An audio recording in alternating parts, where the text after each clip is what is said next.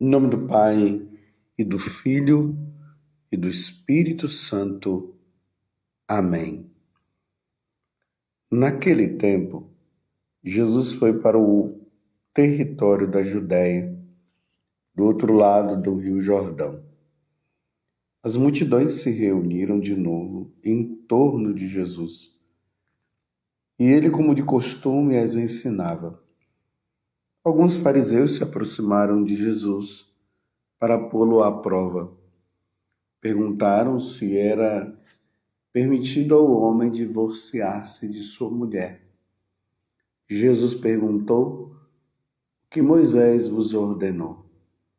Os fariseus responderam: "Moisés permitiu escrever uma certidão de divórcio e despedi-la." Jesus então disse: "Foi por causa da dureza do vosso coração que Moisés vos escreveu este mandamento. No entanto, desde o começo da criação, Deus os fez homem e mulher. Por isso, o homem deixará seu pai e sua mãe, e os dois serão uma só carne. Assim, já não sois dois, mas uma só carne. Portanto, o que Deus uniu, o homem não o separe." Em casa, os discípulos fizeram novamente perguntas sobre o mesmo assunto. Jesus respondeu: "Quem se divorciar de sua mulher e casar com outra, cometerá adultério contra a primeira. E se a mulher se divorciar de seu marido e casar com outro, cometerá adultério." Palavra da salvação. Glória a vós, Senhor. Meus irmãos e minhas irmãs, estamos no Evangelho de São Marcos, capítulo 10, do versículo 1 até o 12. E Jesus está nos ensinando.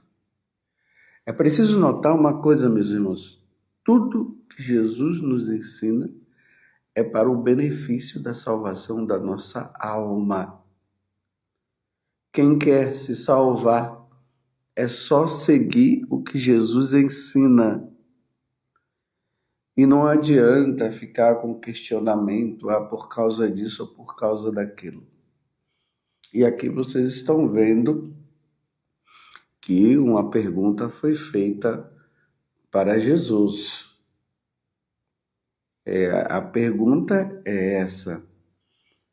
Alguns dos fariseus se aproximaram de Jesus para pô-lo à prova. Primeiro, que eles estavam querendo colocar Jesus numa situação ruim. Mas quem são eles para conseguir colocar Deus em uma situação ruim? Deus é Deus. O ser humano jamais conseguirá colocar Deus numa situação ruim. Mas eles tentaram, né? Estavam tentando. Então, para pô-lo à prova, perguntaram se era permitido ao homem divorciar-se de sua mulher. Vocês estão vendo, meus irmãos? É permitido um homem casado na igreja, uma mulher casada na igreja. É permitido se divorciar? Por qualquer motivo, eles podem se divorciar? É a pergunta que foi feita a quem? A Deus. Não está sendo feita para o padre José Augusto ou para qualquer pessoa. É a Deus. É permitido uma pessoa devidamente casada na Igreja Católica. Ela pode se divorciar, ela pode se separar. E Jesus faz a pergunta: o que é que diz a lei? O que foi que Moisés fez? Elas estão dizendo que Jesus fez uma certidão de divórcio, ou seja, Moisés permitiu o divórcio. Moisés. Não foi Deus que permitiu o divórcio. Estão entendendo? Eu repito, quem deu o divórcio foi Moisés, não Deus. Não Deus que fez, não foi Deus que divorciou quem foi devidamente casado. Jesus responde, Moisés deu até a certidão de divórcio, mas no começo não foi assim. Aí agora Jesus fala, assim, pois o homem deixará seu pai e sua mãe, e os dois serão uma só carne. Jesus agora está se referindo lá no Antigo Testamento, no livro do Gênesis, no capítulo 2. Depois vocês peguem e leiam o capítulo 2 do livro do Gênesis, quando, de uma certa forma, ali Deus instituiu o sacramento do matrimônio. Ele diz justamente isso. Assim já não são dois, mas uma só carne. Portanto, que Deus uniu, o homem não separe. Eu vou ler de novo a partir do versículo 7. Por isso, o homem deixará seu pai e sua mãe, e a mulher deixará o seu pai e sua mãe, e os dois serão uma só carne. Já não serão duas carnes, uma só carne. Assim, olha bem, não é o padre José Augusto que vos fala agora, que está dizendo, é Jesus Cristo. Assim, já não são dois, mas uma só carne. Portanto, o que Deus uniu, o homem não separe. Então, o homem não pode separar da sua esposa. A mulher não pode separar do seu esposo. E aqui o Evangelho, vocês estão vendo que eu só estou lendo o Evangelho, eu só estou dando pequenas pinceladas diante do que Jesus ensina.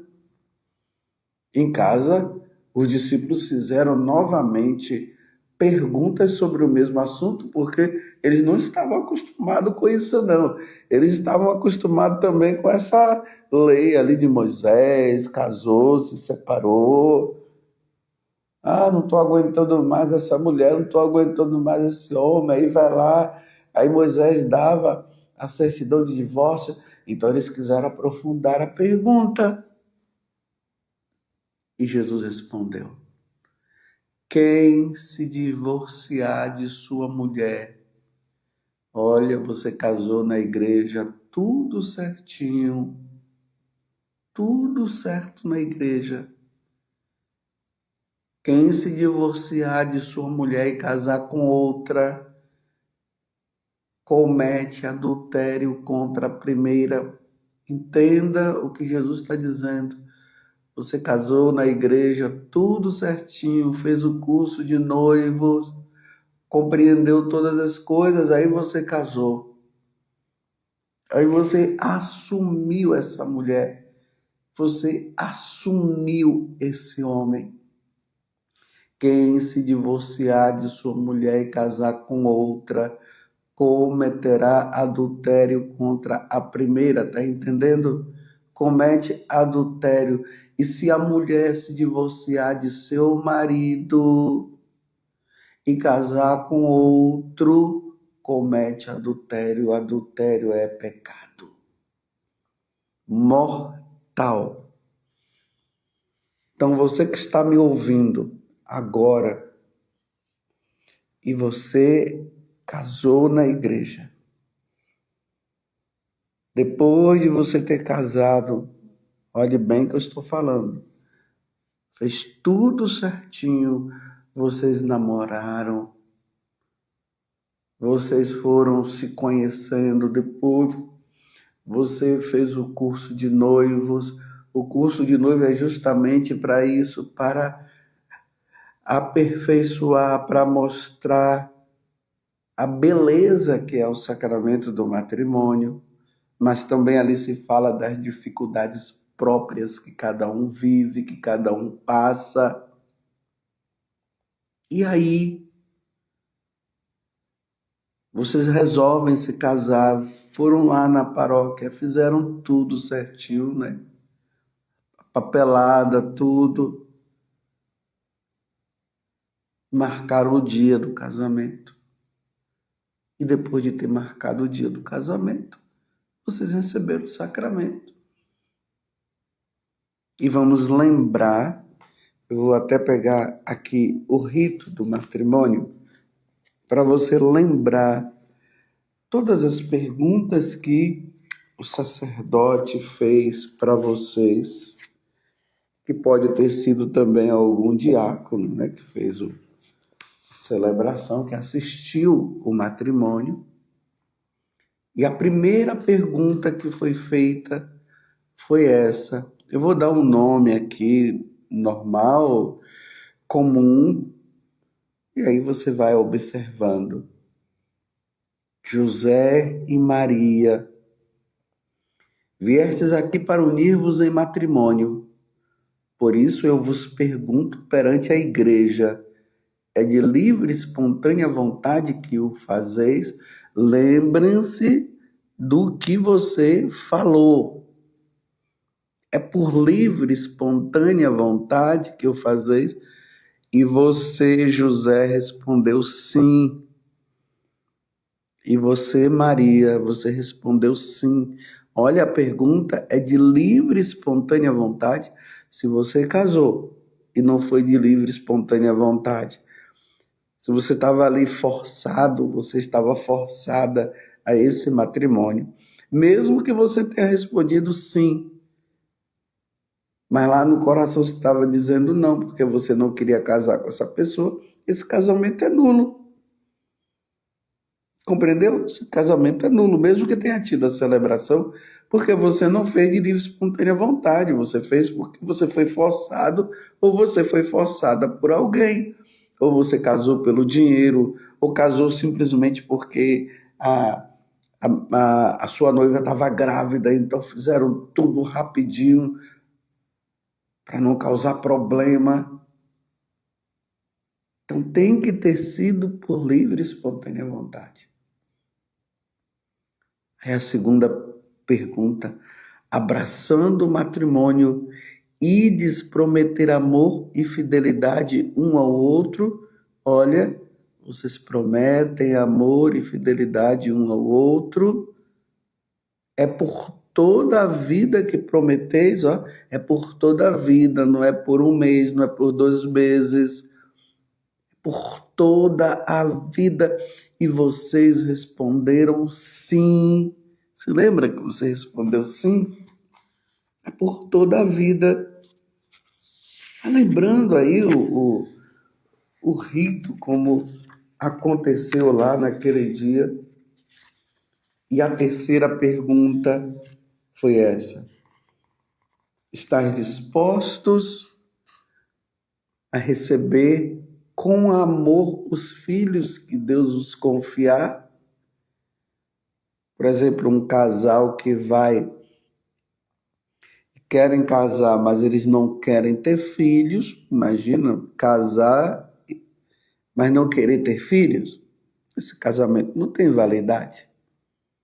Não é válido. O casal tem que querer ter filhos. Porque o fim do matrimônio é esse. É a procriação. Deus quer ter filhos e precisa do casal. Para que isso aconteça, então estar dispostos a receber com amor os filhos que Deus os confiar, educando-os na lei de Cristo e da Igreja Católica, tá vendo? Educar os filhos na lei de Deus, na lei de Cristo e da Igreja. É da Igreja Católica, porque nós somos católicos, e a Igreja de Cristo é a católica. Qualquer igreja que não seja católica, nós temos que estar dizendo, não é. Tem que ser católica, apostólica, romana, porque a sede da Igreja Católica está em Roma. Não é aí qualquer seita, eu vou receber os filhos que Deus me der, mas eu vou educá-los na lei protestante. Não, é católica, na lei da Igreja Católica. E vocês responderam sim. Em seguida, o padre falou para manifestar o vosso consentimento em selar a sagrada aliança do matrimônio diante de Deus e de sua igreja, aqui reunida, dai um ao outro a mão direita. Vocês se lembram que vocês fizeram isso? Deram a mão direita e olharam um no olho do outro, nos olhos do outro, né? E aí você falou: eu te recebo, eu, José, te recebo, Maria, por minha esposa, e te prometo ser fiel, amar-te e respeitar-te, na alegria e na tristeza, na saúde e na doença, todos os dias da nossa vida. Você se lembra? E você respondeu sim. Então é na alegria e na tristeza, é na saúde e na doença, porque no matrimônio existem essas duas vertentes, essas 4 vertentes. Na alegria, na tristeza, na saúde e na doença. Não foi somente na alegria e não foi somente na saúde. Foi na alegria, na tristeza, na saúde e na doença. E vocês disseram sim. Depois veio a outra pergunta, ou melhor, agora é Maria que fala. Eu, Maria, te recebo, José, por meu esposo, e te prometo ser fiel, amar-te e respeitar-te, na alegria e na tristeza, na saúde e na doença, todos os dias da nossa vida. Você se lembra que você falou isso? E depois você disse, na verdade estava dizendo sim, sim, é o consentimento, é um juramento. Nisso tudo está contido sim. Você viu? Você disse, quero, né? É isso mesmo. É na alegria, na tristeza, na saúde e na doença. E aí o sacerdote falou: o Deus de Abraão, o Deus de Isaac, o Deus de Jacó, o Deus que abençoou os nossos primeiros pais no paraíso, confirme e abençoe em Cristo este compromisso que manifestaste perante a igreja. Ninguém separe o que Deus uniu. Pronto, é o que Jesus acabou de dizer no evangelho que nós acabamos de ouvir hoje. E aí vieram as alianças, o sacerdote abençoou as alianças, você se lembra que abençoou? E aí você falou, depois aí de ter feito esse juramento, esse consentimento, aí você falou: Maria recebe esta aliança em sinal do meu amor e da minha fidelidade. Em nome do Pai, do Filho e do Espírito Santo.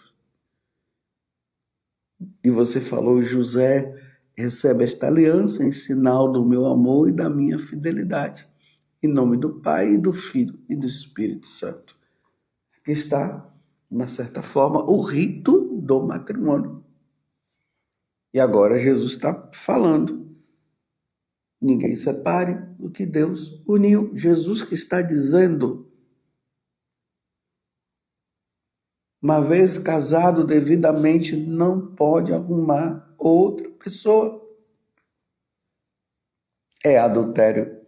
Imagina essas pessoas que estão aí nessa situação dessa tal segunda união.